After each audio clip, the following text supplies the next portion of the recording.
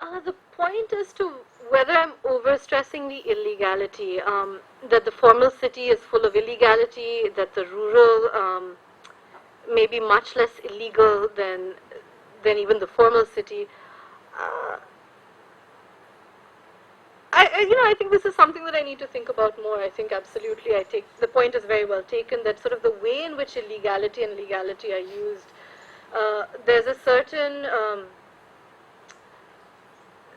so in some ways I'm using it to kind of echo a set of discourses on the ground, which I do believe were quite ubiquitous. So it's interesting that sort of Gair Qanuni isn't used in your fieldwork in Delhi, but Beaini is used very strongly across a range of actors, including people who are supposedly Beaini. And that's something to think about more. I wonder if that says something about the very different nature, especially at that time, of society in West Bengal and Delhi, right, where the courts are seen as a place where you can go to in the case of trouble, in the case of a kind of incursion on your rights, right?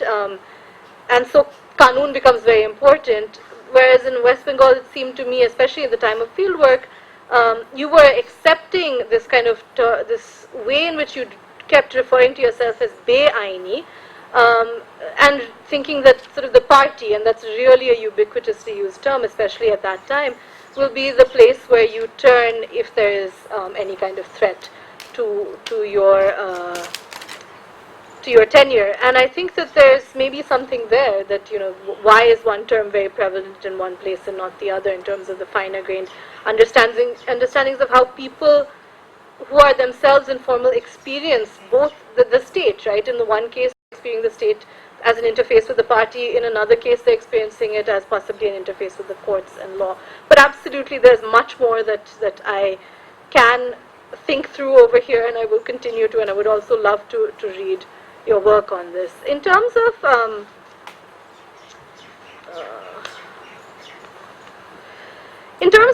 our slow urbanization, that question, which is a very, very important question. I mean, I don't think I was amazed by the arrival of shops, but I do think that and Diamond Harbour itself, so this is one site along the highway, right? And I'm not making a massive distinction between different types of places, because I was looking at, in some ways, continuities, right? If you look at instead disjunctures, you'll get a very different kind of picture. But I located myself in Kolkata, I located myself in Diamond Harbour, I located myself in Kulpi, which is a village further, a little bit further down the line, which is very much a village, where this controversial port base SEZ is proposed. And then I also made multiple trips to Pathur Pratima, Shagardeep, etc.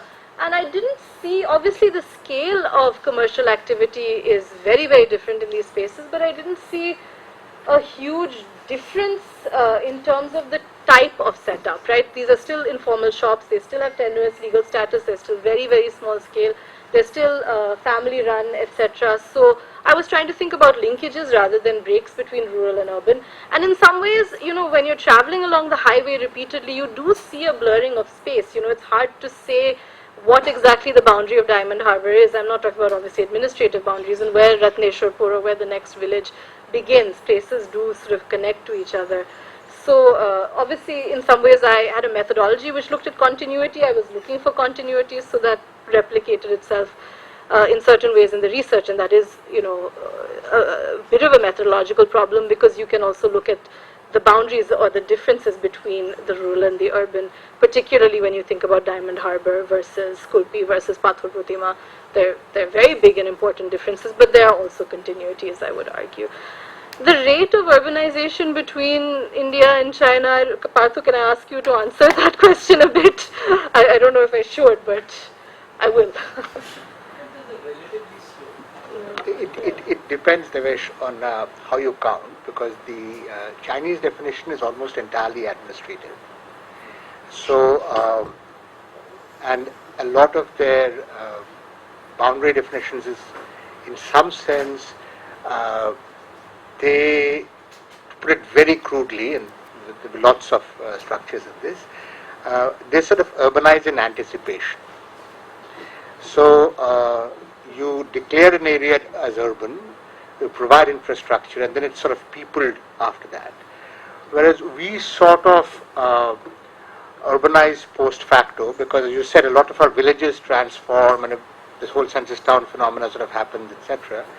And then slowly our administrative boundaries sort of catch up with the spaces where the urbanization is happening. So in that sense, it's not particularly clear once you use these kinds of structures. There have been some types of work which try to build a common database on these two structures, and some of those actually find that India is more urbanized than China.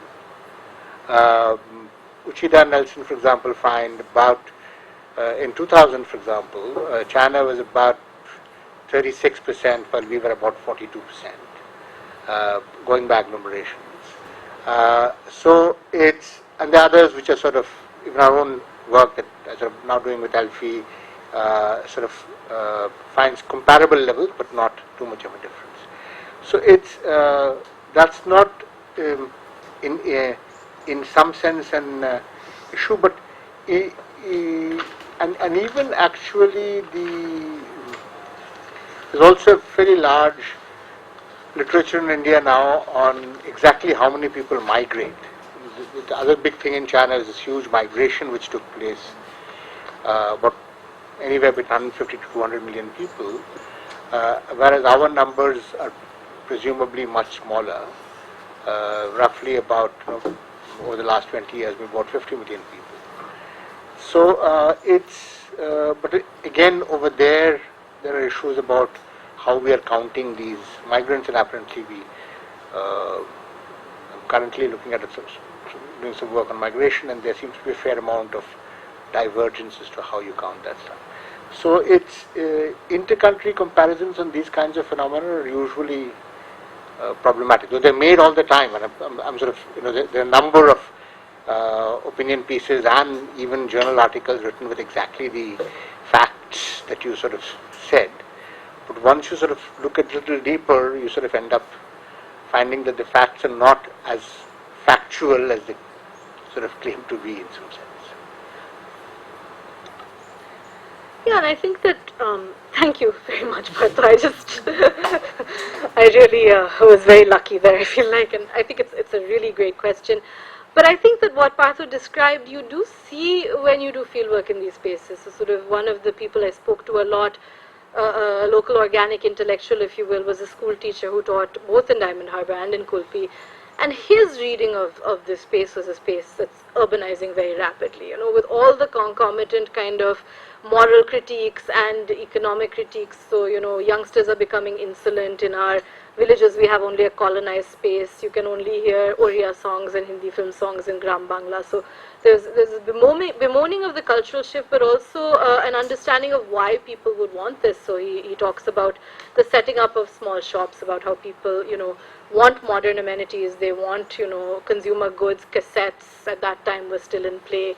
They want to be able to watch films, they want DVDs. So sort of there was this real incursion of certain kinds of urban consumer ways of life that were not really even necessarily read by me as kind of imposing in these spaces, but people described their own spaces as changing in these ways quite rapidly.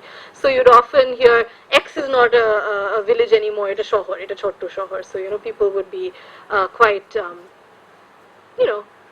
quite proud of the fact that they were in fact a small city now rather than a village anymore.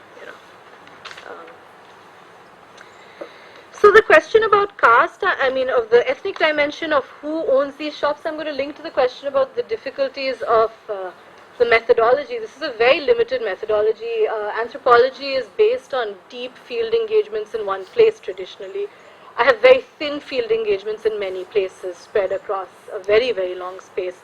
So obviously there are many limitations to what I can say about any one of these processes or spaces. In terms of Diamond Harbour, I have a basic sense of the fact that the marketplace is mostly run by Bengalis, but there's some prominent Obangalis. For example, one of the main Punjab hotels is run by a Sikh family that had been living in Diamond Harbour for over 40 years. but it's seen very much as a Ghoti Shahar. By that I mean sort of a West Bengal, a city made up of people who are Ghotis and not migrants from East Bengal. People would say things like, over here when there's a football match, you'll only see Mohan Bagan supporters and very, very few East Bengal supporters, etc. And there was also a very, very strong anti-Bangladeshi immigrant sentiment that was circulating in the town while I was working there. So, you know, mostly Ghotis, Hindus and Muslims own shops in the marketplace. Some are Bengalis, not a lot of Bangladeshi migrants. I think there would be high entry costs to setting up shops. But at the same time, this is a very thin understanding of it. And I think this is the biggest problem that I faced when I was doing fieldwork. In fact, is this even fieldwork if it's so spread out and not, it doesn't have a tremendous amount of depth in any one site. And I still struggle with it, you know. I mean, I don't think that that's a question that's answered in any particular way for me. I think that the one strength of the stretch is that you get to link a lot of very disparate processes in a story, in a narrative, and I think that that's quite interesting because it's not a narrative about one town in West Bengal or about a village or about sari embroidery. It's about certain processes which transform across the countryside through processes which are, I guess, part of a larger framework of subaltern urbanization. But it's thin, and that's a limitation, you know, and one that I'm very aware of, which would extend to things like what does Aini and Beaini actually mean in a deeper sense? How do these discourses circulate? What are the genealogies of these terms? I have very little on that. I mean, obviously, Ain is coming from the Persian, and it's a term that's often used for the law and courts in a very kind of everyday sense in West Bengal. So, you know, if you're using a Bengali term for the courts, you would probably use Ain, and Beaini would be that which is not of the Ain, which is, so, you know, it's probably a thin translation also possibly if you look at the genealogy of the term to sort of talk about it as legal or illegal. The thing about visibility is interesting because some of the work that I'm doing in Delhi now, instead of the legal or illegal dichotomy of black and white, I'm trying to look at the terms visible and invisible, so the idea of the visible and invisible city. And in some ways the invisible, if that's the informal city, is the majority and hides in plain sight. It's not actually invisible. So that's also a play on words.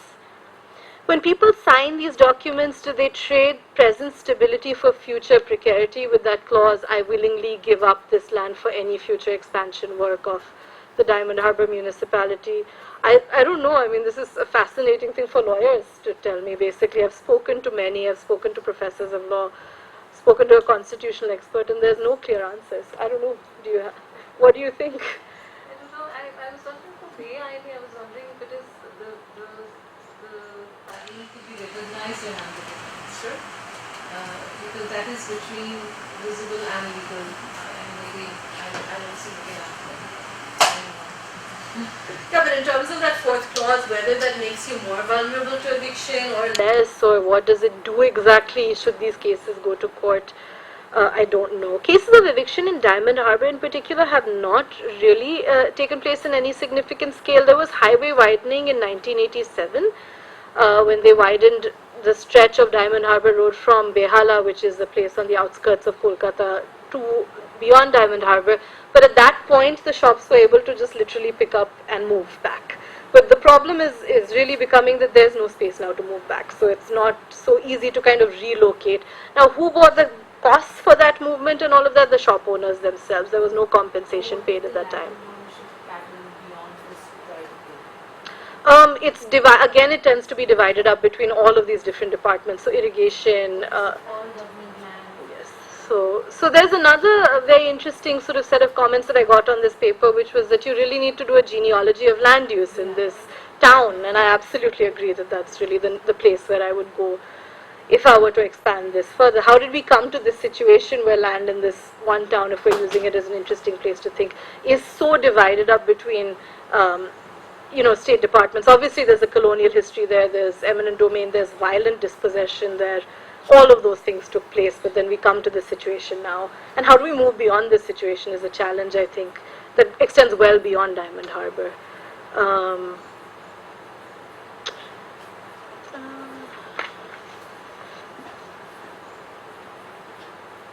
the shop owners organized as a lobby. There is a shop owners association. For whatever reason, and I wasn't able to get into this in enough depth, again a limit of the methodology, it wasn't very active. So it had difficulties interfacing with the parties. So instead what happened is that shop owners tended to interface directly with the political parties that they found to be their patron, right, as opposed to forming a collective shop owners association which then interfaced with either the municipality or the party. So, and I think part of the reason was that it really was, the scenario has changed completely now, but in 2007, 2008, like, areas were really designated as sort of CPM, Trinamool, etc., and I'm sure that there would be real challenges to kind of working as a shop owners association together. Yeah, what's the status of the formal marketplace and what does it look like in Diamond Harbour is a very interesting question. So there isn't a formal marketplace. By this I mean that like a lot of the formal shops are actually not in a central market area but are within sort of slightly more residential areas. You'll have 3 or 4 shops on the ground floor, and unlike the zoning regulations in Delhi where, you know, I can't set up a beauty parlor in my house in Saket if I want to. In Diamond Harbour you can. That's not illegal. That's not really, doesn't seem to be at least violating particular regulations. And I think that really speaks to your point of how, you know, in fact maybe in some ways the rural is less illegal because you don't have all of these range of regulations. So they were much more fragmented, the formal shops. You know, they were spread across the town. They weren't this central area. And in fact it's a very common, you know, sort of form of urban settlement where the main market town falls along the main highway, right? And the main market area falls along the main highway, and that market area is mostly illegal. The legal shops are dispersed across the rest of the town.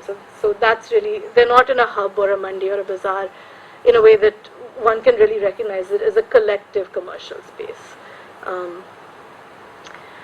Yeah, but I think these questions have been incredibly interesting, and I think that a lot of the gaps in the research tie to the weakness of the methodology, right? Length versus depth.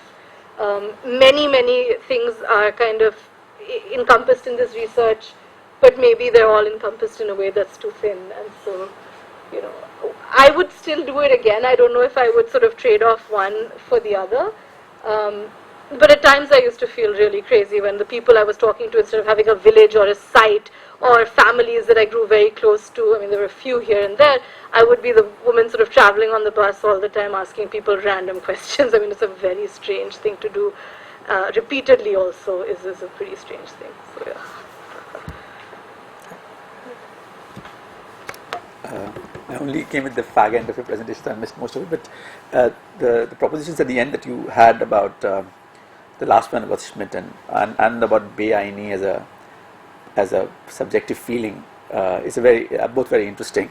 I mean, I think Beaini, I mean the feeling of illegality, the feeling of is at some level one needn't have it in some of direct correspondence with the idea of what is legal and illegal directly. In terms of, I mean, B.S. Basi feels like certain kind of slogans are illegal. That's his feeling, and a lot of people feel that if you say certain things, it is illegal. So the feeling of illegality and the incidence of illegality per se in some idealized notion of what the legal is are not necessarily do not necessarily correspond, and this is true about the courts also. As we know, I mean, the bail order in the Kanhaiya case, etc., and in many cases of slum demolition cases of what in the Delhi High Court, I mean, some of my work have looked at how it has very little actually to do with any clear ideas of law. It's a feeling of illegality that we are talking about in some ways, which is an interesting thing to go further with this idea of this people who feel themselves as illegal, etc. I think it's a productive area to. I mean, I'm just thinking aloud with you. The last proposition that you had, I was a bit uncomfortable, I have to say. About that the inverting Schmidt business. I mean, in some ways, how is it? What did you think? Why aren't you talking in terms of political society? Maybe you spoke about it earlier, but that's easy. This is like a classic political society situation, right? This is. So in some ways, you see, in like a primal legal situation where there are a bunch of people on the road, the police, they can't stop everybody, right? stops whoever feels. I mean, the random checking business of the random checking is always of people who they think are. So in that sense, the violators of the law are always identified in some ways. I mean, the exception is always that also, right? If there are Profiling is normal. profiling is in that sense not abnormal. Exactly, it is. So I'm just trying to push you further on that question, and maybe Partho's thesis is actually more. I don't know what you think about it. Just, No, I think the comments about sort of how people feel about legality, the sort of affects or the emotions that legality or illegality produce, and whether they actually map onto any sense onto real law, that's been really helpful, because I think that's what I'm trying to get at, and I think you phrased it better than I have in this paper, so I'm going to steal it from you and also ask your name so I can cite you. But yeah, this is really about how people feel themselves to be vis-a-vis legality, not about whether they're legal or illegal. And I think that that's a very important distinction to make, because whether or not you're actually illegal, whether you have de facto rights, whether the courts will rule in your favor, whether adverse possession works in your favor, if you constantly feel like you can be evicted at any time, that there's a level of precarity, that precarity then ties you to some kind of institution, in this case the party, in other cases, in some ways the courts, right? So even not thinking of yourself as kanuni or gair kanuni, but being very aware of your legal rights and what allows you to exist or not exist. It's a very different state of being than the way that we are all, or many of us are used to being, where I don't think about whether my dwelling or I don't have a business, but whether my dwelling is legal or illegal on any kind of regular basis. It has no impact on how I think about my everyday life, and I think that's something that I do want to explore further, particularly because there is a disconnect, I think, as you put it very well, between what law says and what people experience as law, and I think that that's what I want to explore more. The inverting Schmidt, yeah, I think that, right, I think that it's, I don't know if it's very productive. It actually isn't particularly part of, it's actually not in the paper itself that I've revised. I kind of threw it out here because I thought this would be a good audience to try it out with and get some feedback with, and I don't think, yeah. So I'll really think about that very seriously. In some ways, absolutely, there's an assumption that the law works according to the norm, when it doesn't, right? We know that sort of everyday law also does not work according to some clear norm, and then that the exception is sort of where most of the informal exists. So it's not quite working, and I think I will probably extricate him or think about him further. But I think that it is interesting to think about how we come to a situation where so much of our society, our economy, our politics is outside of what it should be. I think dwelling on that from a range of different disciplinary perspectives is really worth doing, because it's kind of, mind-boggling when you think of those numbers. 93% in terms of employment is in the informal, right? So much of our space is divided into informal versus formal, so much of our political life. So I think that it's really something to think more on. Probably not in the way that I have, but absolutely something that's part of a collective project, particularly in terms of thinking about what is the relationship between law and society, right? And what should that relationship be? How did we even come to this relationship of the disconnect between legal regimes and realities on the ground? Sorry, but why not political society? This is a question that we all constantly have to. So why not political society? Actually, I don't have a problem with the concept of political society. Right, So right. absolutely, I mean, do I have a strong critique of the concept of political society? Not, I mean, this is the case, this is also almost the turf from which the term develops, right? West Bengal, and sort of how society organizes itself outside the sphere of the formal, outside the sphere of civil society, and this is really, the space from which it emerges. So yes, political society, but I don't know if that still tells us as much as we need to know about the relationship between the law and political society, because there are still very strong ideas of norms and laws and what should be on the ground, right? And what is on the ground and what is that relationship, I think, is just worth exploring more. I thought the biggest problem with this notion of political society was not what is happening within this, but the assumption that so-called civil society, in India at least, is not indulging in these pattern client and illegal and improvisations, etc., jugaad. Right, right. So-called civil society is as much full of, I think Nandini Sundar made that point very well, and that was the real problem with this notion of political society alone being improvising. And No, I think that's really the critique, right? Because I had one more point. Yeah. You know, doing fieldwork in western rural UP, my biggest concern and anxiety is with the growth of violence and communal tensions. Rural India was never free of violence, of course, but the decade of 50s, you know, once zamindari is abolished, and we are able to imagine a mother India, that, you know, Mehboob Khan, and that rural India is not in that kind of a chaos or that feudal oppression. There was a decade. Now that zamindari violence is being replaced by anarchic violence, and this could have been a very interesting angle in your fieldwork also, where suppose reportedly there is a lot of party cadres violence, which this is just a suggestion. If you have anything to add on that. Absolutely. No, I think that's a really important point, particularly because Nandigram was actually raging just across the river, right, when I was doing field work.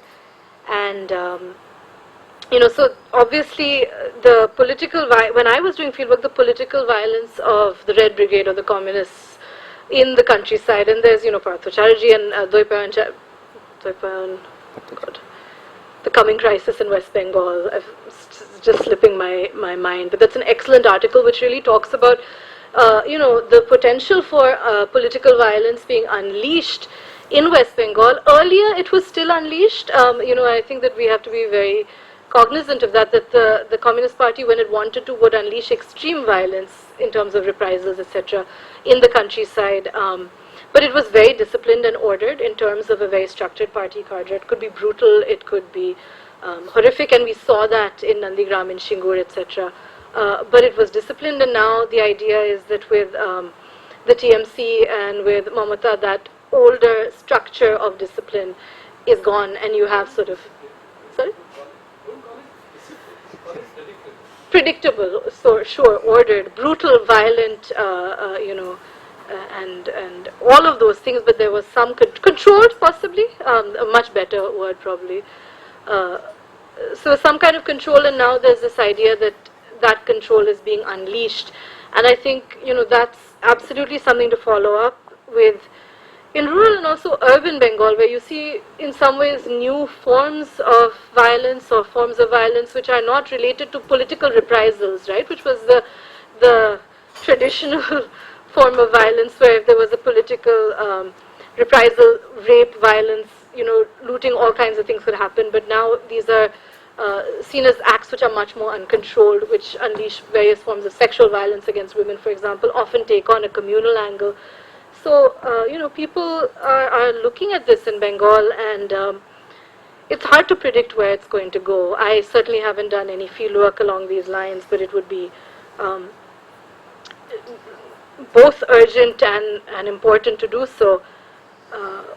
But I think that there was a moment, I have to say, in 2008 when people saw the coming of, you know, so this was an area, the South 24 Parganas is a very interesting area. This was an area that went, in terms of local level elections, went to the Trinamool Congress before other parts of the state, and there was a very, very strong anti-CPM sentiment when I was doing field work.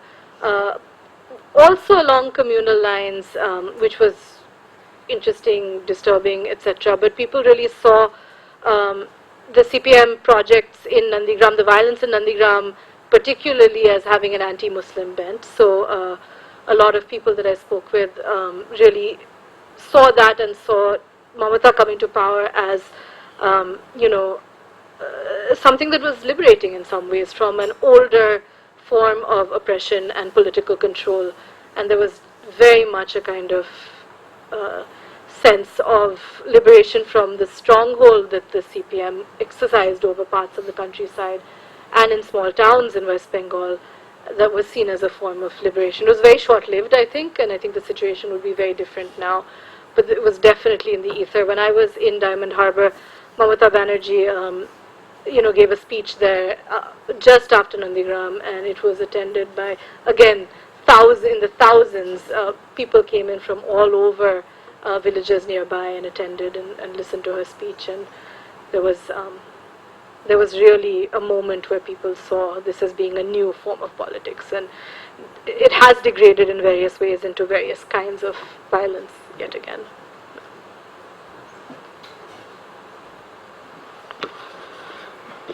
I had a question about the levels of informality in these places. Was it that there were specified vending zones, or were these shops on lease? That's one of the technical questions. My other question is about the political influences that both these parties had on businesses. Were they specifically inclined towards certain kinds of businesses, or was it just mere extortion from both parties? And what changes have happened ever since Mamata's party has come in for the small vendors? So Diamond Harbour doesn't really have specified vending zones. It has a formal municipal market, which is quite small and is not really well attended isn't the word, but it's not really a central market hub. In fact, Diamond Harbour doesn't really even have either a master plan, or it hasn't been doesn't have a municipal map from the since after the 1930s, I think. So it hasn't even mapped its own space in any real way to be able to designate those zones in a very long time, certainly not in the post-colonial period. When I went in 2013, they were interested in getting a private engineering firm called Snow Leopard or something like that to come in and actually create a map or a plan from which they could begin to plan further. So, in some ways the subaltern urbanization works so well because this is happening under the noses even of the municipality. They don't have a very good sense of their own territory or their space. They certainly don't have it mapped and planned in all of the ways that, supposedly states see their society. So that was quite interesting. Are there certain political parties inclined towards certain kinds of shops? That's a fantastic question. I don't have an answer to that. There must be patterns, and my field work didn't give me the depth to really answer that question, but it's a great question. And how did things change with the CPM, the defeat of the CPM and the coming to power of the Trinamool? There was a large-scale defection just towards the TMC. So it's not that huge numbers of shops were shut down, or from what I understand, any shops were really shut down, or that people faced punishments for loyalties towards one party or the other. They just migrated from one party to the other. So I think that in that sense, in terms of the day-to-day of the marketplace, there wasn't a mass of, shop closures, evictions, displacements, anything like that. There was just a movement from one to the other. And that was the dominant story that I saw. I was referring to, was there any legalization of shops? And about extortion, was it that the people who had an influence, were close to the lefties, did they have to pay a price? Like, were they, would you know of cases where they were extorted? So I don't know. I don't know, actually. That's a really good question. So, in the transition, were there shops? So basically, that's a very good question. So the shops didn't shut down, I can tell you that much. But the CPM-affiliated shops, did they have to pay a heavy price to then move to the TMC? Did they have to pay a monetary price? Did they have to pay other prices? A really good question. I don't have the answer to that. In terms of large-scale moves to regularize, not as far as I know. It's particularly tricky because so much of the land is, whose jurisdiction is it under, right? So much of it is federal. So even if Mamata Banerjee, the local municipality obviously doesn't have the ability to do this. If Mamata wanted to do something, She also, this is irrigation department, this is railways, this is national highways, so, it's not as easy as sort of, Sheila Dikshit possibly regularizing or the AAP regularizing land in Delhi. It's actually fragmented across many scales of the state. Sorry? Not very easy here. It's not easy here at all, I agree, absolutely. But it is maybe even harder there because this is not your, in some ways, it's not your territory, right? Yeah. Sorry. Yeah. Yeah. It's actually, I think, to my mind, it's an issue that's interesting to see whether you, the fundamental thing is, as you absolutely rightly said, the reason this kind of development happens, well, first let me take the more philosophical question, that somehow the standard story within slums and tenure and illegality is that if you have tenuous tenure, you sort of are reluctant to invest, right? And here, of course, from at least the kind of shops that you've pictured, there doesn't seem to be that reluctance to invest. So that's one of the sort of broad differences that obviously they don't feel insecure in their tenure, and part of it can be because of this long uninterrupted stretch of rule, and part of it could also be because the mountains are high and the emperor is far away, because I think that's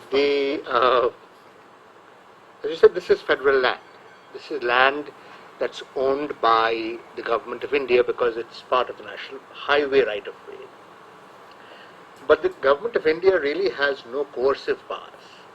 All its coercion happens through the state government because it needs to rely upon the police forces of the state to enforce its property rights.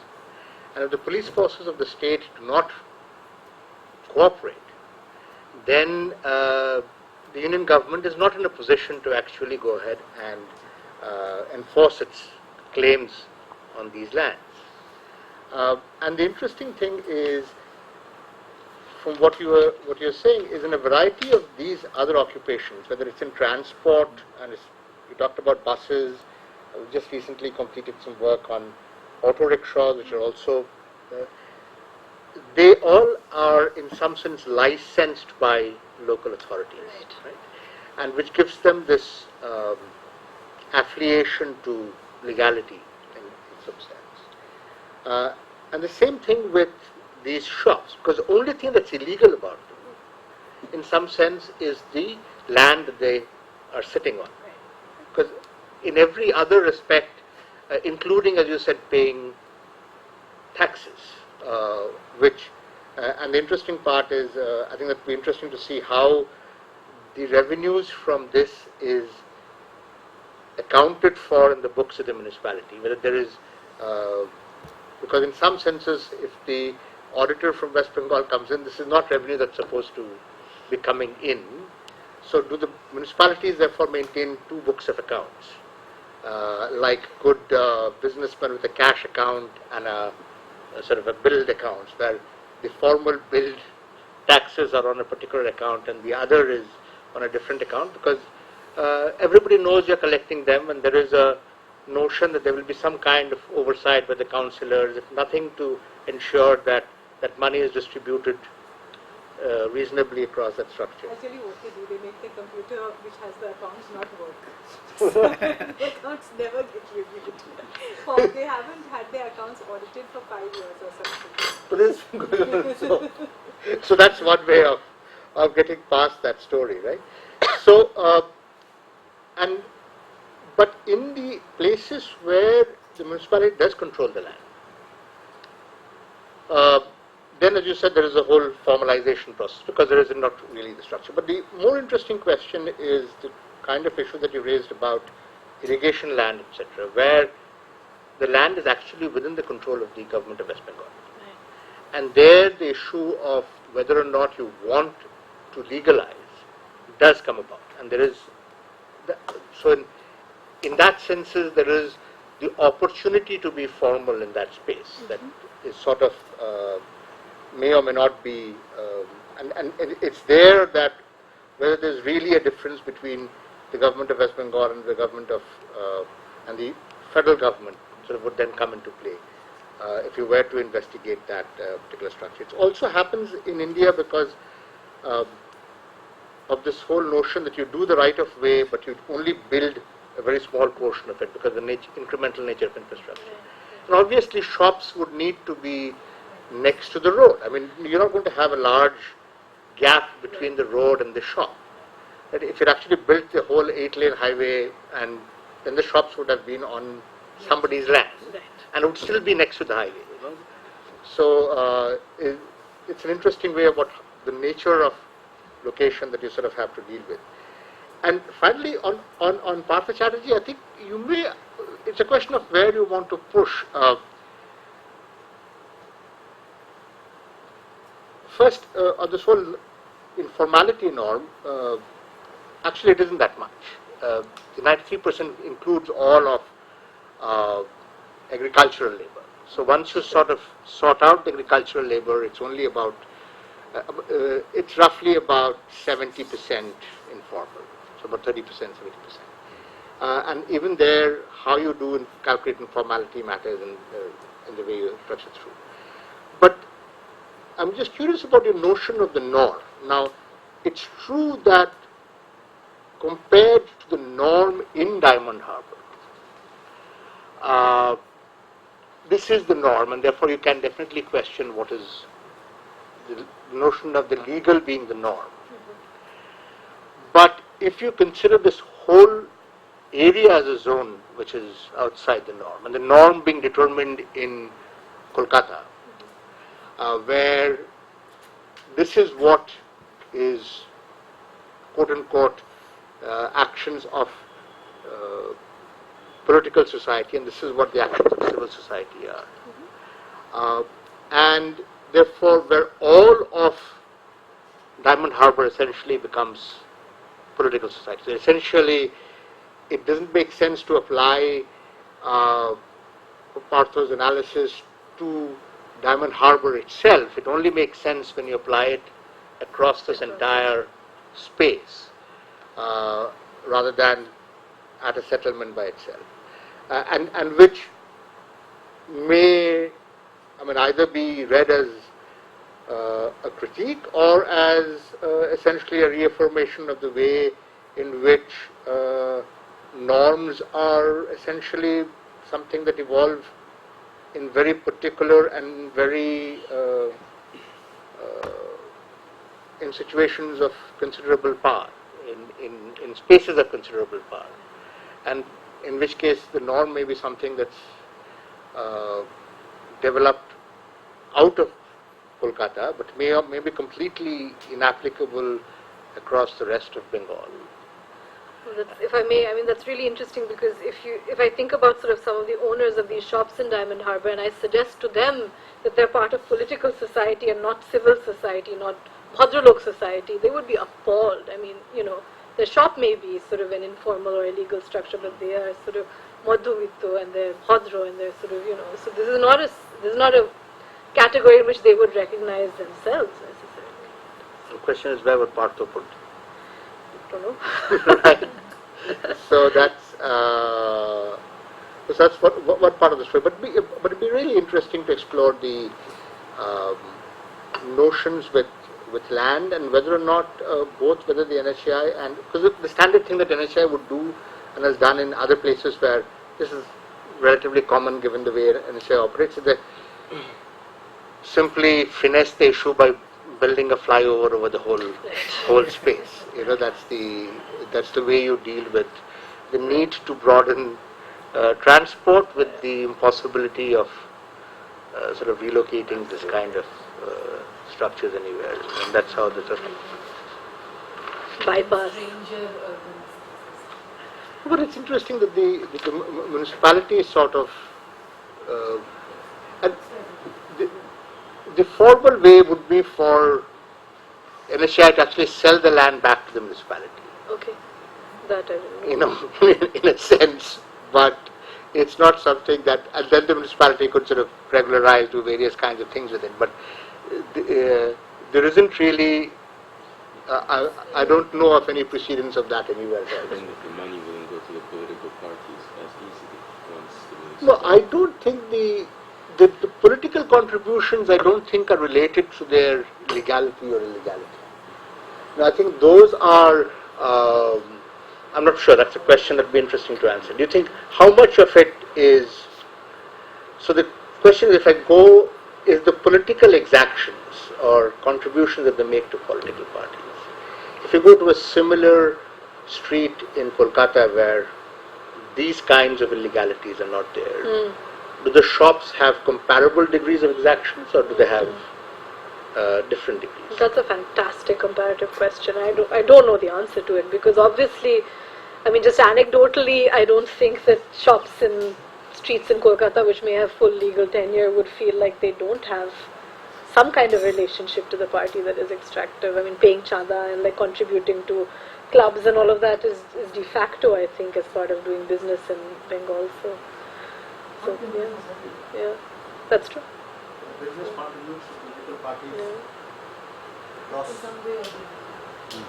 and time. The relationship between business and politics. Maybe West Bengal is very specific. The party is a much more powerful unit there than probably most places. No, you don't think so? You saw it in Also, this other thing in CPR. West Bengal. Also, this other thing in West Bengal, apart, the party, the social welfare kind of mechanism of the party. So these collections are not just for the party fund to fight elections, but for the party fund to run blood donation camps and lots. I mean, and hold pujos. What? And hold pujos and run very important clubs and whatever, like the range of activities that happen as part of. So very basically prominent part of public life. Yeah, no, the diversity of activities that happen as part of political patronage is really, mind-boggling. It's not so much, I think, and the issue is interesting, right? I mean, it's not so much patronage in that sense. I mean, what I'm thinking is, I think the party is much more integrated in society, and the party seems to provide, in some senses, a lot more public goods than, let us say, in other spaces where they actually do provide patronage goods in the sense of essentially being individual goods, which is, I'll give you a television, I'll give you a connection, I'll do this, I'll do that. Whereas if they are providing these other kinds of goods, then it's a much more a public good than a specific kinds of structures. So it isn't as if, I mean, it'd be an interesting question as to how the nature of the party in that particular space sort of works. I mean, if you look at Part2's work in Kolkata, in some senses, the party, there's a functioning bureaucratic state to which the civil society has access, or civic society has access. And in some sense, the function of the political, the one role that is played is to sort of make these bureaucratic rules stop at certain gates, so that they don't sort of then come in and mess up the relationships in that space. And so you have a nice balance in some sense. But here, of course, when the thing is way more messed up, then you don't. No, but like that when we went to Canning, so we thought we were meeting somebody in the Zilla Parishad office. But the Zilla Parishad office was actually inside the Trinamool party office. And it was completely seamless. We could not figure it. So it took me, I was just, I can't understand that much Bangla. It took me a while to figure out who we were meeting and what we were doing. Why, we were halfway in the meeting and I was just trying to figure out whether this guy is the Zilla Parishad or Was there anything the municipality does visibly for these retailers? I mean, is there a sense of The streets. I mean, this is a function of like electricity, clean streets, garbage collection. I mean, this isn't sort of a slums. It's a nice market. I mean, it's crowded and chaotic, but it's a functioning marketplace, which is, in many places, they're also very aware of the fact that this is one of the attractions of Diamond Harbour. And also there's a lot of conversation about bypassing. So a lot of people get very tired of the chaotic traffic and the buses and the van rickshaws and say we have to bypass, we need a bypass. A lot of people are like, if you bypass us. Essentially, you know, this is what people come here for, so they're very against that. But yeah, these are... No, but I mean, the structure of governance, as I was saying, you have the transport authority, the district transport authority, which issues this thing, has the district magistrate, it has the a representative of the Zilla Parishad, and it has the transport officer, the DTO. So it is like any reasonable exercise of governance where elected officials are part of the decision-making system. You know, there is a curious sense in many other states that somehow decision-making is supposed to be done by bureaucrats, and, you know, but in most functioning democracies, you know, elected officials are very much part of the decision-making system, and that's in a way it's sort of the way it works. It's also the truth for the municipalities. The guys who have taken the decision. I'm just curious to really curious about how the accounts are making. They apparently collect regular monthly License fees. yes, License fees. Right, yeah. from the and this one will start that once it gets crowded enough. I don't know if they do the sort of No, but why I'm sure from illegal markets they collect bazaar fees. Yes. And then they'll account for it in the way that they have those counter faults and everything, so they'll be elaborately accounted for. They won't be necessarily linked to the so municipalities do this all the time. Is that they do something somewhere and they keep a very weak link to the actual location where that thing happens in their accounts. So what would this be entered as? So also, I mean, Miscellaneous fees. it's slightly not exactly the same situation, but municipalities in West Bengal issue pattas, tenure documents, but they have no power to issue tenure documents, and they issue pattas all over the place for people on government land, railway land, defense land, this, that, everything. Have no power at all. Even for state government land, they don't have the power to issue pattas, but they keep issuing these pattas. Based on those pattas, people then can go and get loans.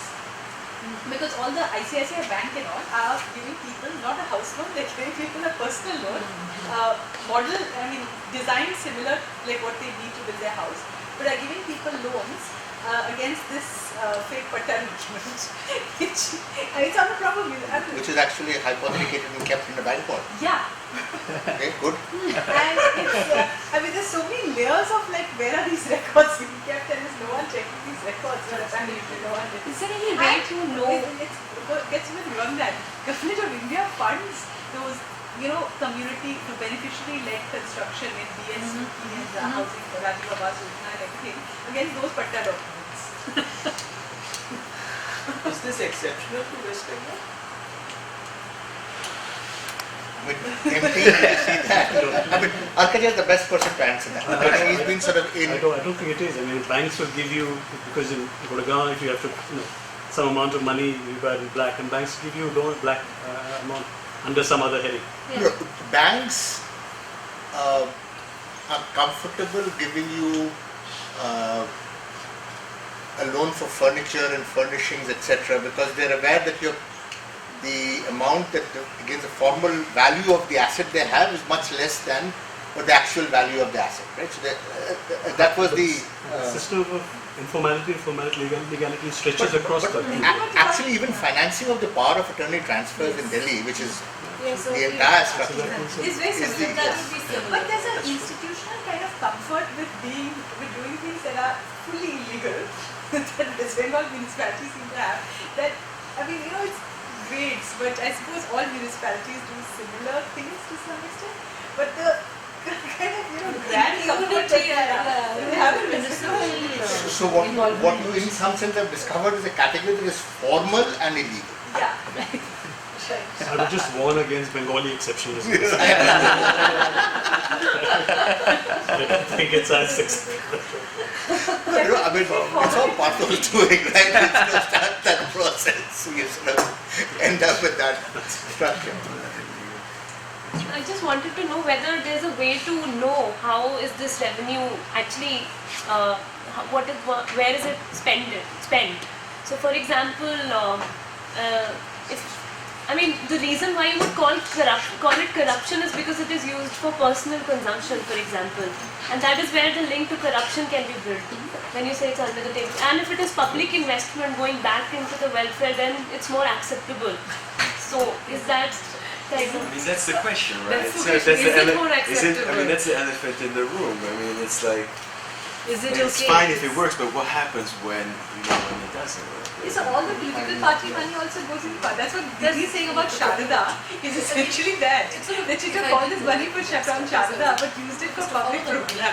It's okay. I just walked in and they just showed me the books. I mean, that was their part. The OCU, right? The kind of leisure books where they list all of the businesses and who's occupied, and then the actual document. So you've actually seen documents which record the payments of these guys. Yeah. And I've seen the lease, the notarized leases also. But I don't know what happens next. No, but I mean, it's evident that they're not. If they're comfortable showing you the revenue, Yes. then obviously They have a system. somebody is monitoring the expenditure, right? Because that's when they'll have to justify that this is how much. No, I mean, I have collected. exactly. So it's like name of shop and accountants. This particular concern you have about where the revenues are. Yeah, exactly. Specific But question. you can see the actual book and the rent collect, year after year, month after month. Must be parallel. I mean, the poor, No, they'll be putting it in the poor state CAG can't sort of audit. The state CAG hasn't audited accounts in 5 years, or till 2008 or 9 or something. They haven't audited accounts after that. बहुत उदास होता है. But then their accounts is in backlog from 2008 or something. No, but the poor, finance commission's transfers to these people would say, it's based on some kind of So finance commission is not transferring. So all the vouchers have not been entered in for the past 4-5 years. And the finance commission grants have also been stopped. Oh my gosh. So the thing with the left party, so the thing is that the left party is, for whatever it's worth, I wasn't around in the left party when the left party was there in the investment world, but I think they were managing the paper side of this, informal illegality better. Now it seems that the paperwork is also kind of falling apart. So the finance commission grants have been stopped. The interesting question that you need to do, the person you need to now really go and ask is the current Secretary of the Road Transport and Highways, who is formally the bureaucrat in control of all this land, and who until he came here 2 months ago, was the Chief Secretary of West Bengal. So you can ask him as to how he plans to reconcile what he has done there with what he is doing here. Sure. And also I must read anything I can get my hands on in terms of work in planning. Oh, I don't have anything of my work in planning. We didn't write everything of our work in planning. Not even in this room. No, because it's in your head. No, not really. Please download it because there's so We much. need a mechanism to download stuff from Part2. Or I can download. Sure.